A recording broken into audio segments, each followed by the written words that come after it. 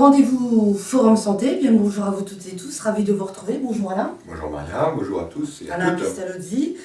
Alors Alain, nous allons parler tabac aujourd'hui, si tu veux bien. Ouais, on va s'en jeter une. On va s'en fumer une petite. Oui. Le tabagisme passif, pardon, les artères des enfants, de nos enfants trinquent. Voilà, les parents fument, les enfants trinquent, mais les artères surtout s'épaississent. D'accord. Et c'est intéressant parce qu'une étude australienne vient de le prouver, une fois de plus, malheureusement. Et cette étude, elle était donc en Australie et confirmée par un travail en Finlande, où il a été, dans ces deux endroits, donc de façon un peu parallèle, on a montré que les enfants qui ont vécu près de parents fumeurs, et de parents donc, qui les côtoyaient, mais les enfants ne fumaient pas. Donc on parle bien de tabagisme passif. D'accord. Donc ceci, on a mesuré l'épaisseur de leurs artères arrivées à l'âge adulte, donc une étude de suivi sur une vingtaine d'années, ce qui est extrêmement difficile à réaliser, mais extrêmement précis. Et on voit qu'il y a des dommages au niveau des artères, avec des artères qui s'épaississent, et c'est une des conséquences du tabagisme provoqué par la fumée de cigarette de leur environnement, donc des parents, des amis qui viennent à la maison et qui fument devant les enfants. C'est comme si l'enfant ou le bébé fumait un petit peu. Et alors, il faut savoir que dans la fumée de cigarette, il y a 4000 substances nocives. On pense toujours à la nicotine, mais le vrai problème, il est parfois ailleurs. J'ai déjà dit, quand on parle de tabac, la nicotine est ce qui sert à ancrer l'habitude, à vous rendre, comment dirais-je, on va dire dépendant, c'est le terme, mais accro en fait à cette cigarette. Physiquement, on n'arrive plus à s'en passer.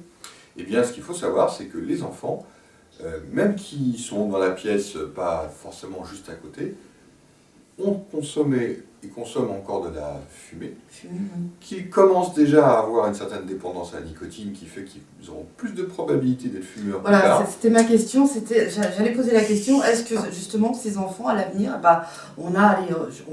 sans rentrer dans les chiffres, mais à les 80% de chances que ces jeunes, on les retrouve la cigarette au bec? Alors c'est pas 80%, c'est moins. Mais la vie c'est que il y a et le phénomène d'accrochage avec la nicotine, et le phénomène d'habitude, parce qu'on voit les parents fumer, on se dit, bah, on fume comme eux, quoi. On fait la même chose. Voilà. Les artères d'adultes, jeunes adultes, qui ont eu des parents qui fumaient pendant leur enfance, sont des artères qui sont 3 à 10 ans plus vieilles que leur âge.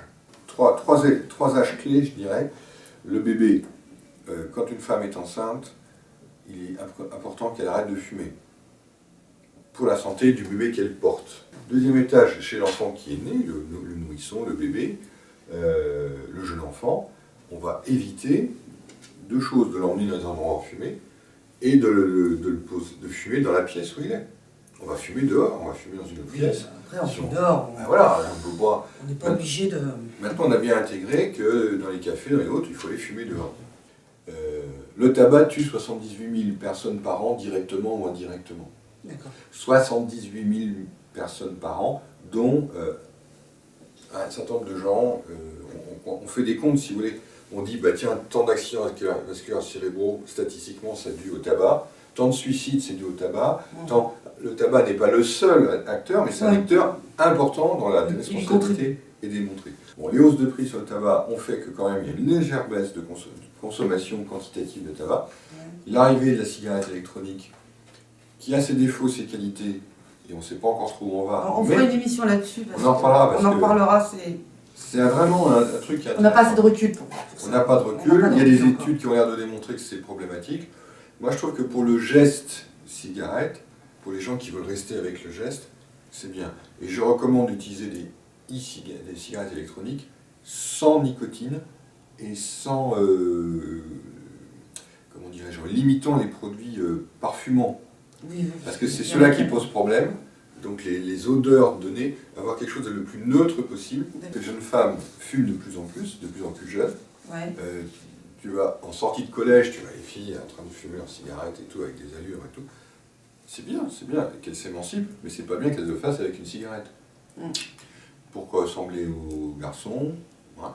Et au bout du bout, Actuellement, les maladies cardiovasculaires et les décès dus au tabac des femmes rejoignent la courbe de décès des hommes. D'accord. C'est-à-dire qu'en fait, elles commencent à mourir comme les hommes relativement plus jeunes, avoir plus d'accidents, plus de cancers, de poumons, etc., etc. Alors ça, c'est quand même dommage. Comme les femmes fument plus, Ouais. les femmes plus jeunes Bien sûr. ont des bébés, donc sont enceintes, elles fument, et elles ont du mal à arrêter de fumer pendant la grossesse. Quand elles arrêtent, c'est bien. Quand elles n'arrêtent pas, c'est un gros risque pour leur bébé. Gros risque pour le bébé. Ça, c'est vraiment très dangereux. Et elles vont refumer quand le bébé va être là, et donc à nouveau, l'enfant peut subir un tabagisme passif, parce que la maman qui est à côté fume. Ouais. Donc si elle doit fumer, bah, il faut qu'elle s'éloigne de l'enfant. C'est pas ça, mais... C'est pas ça. Mais on y arrivera. On On y va arrivera. Ce sera tout pour aujourd'hui. Merci de votre fidélité et on se dit à très très vite. Forumsanté.com. Oui. Merci. Au revoir. À bientôt. Thank you.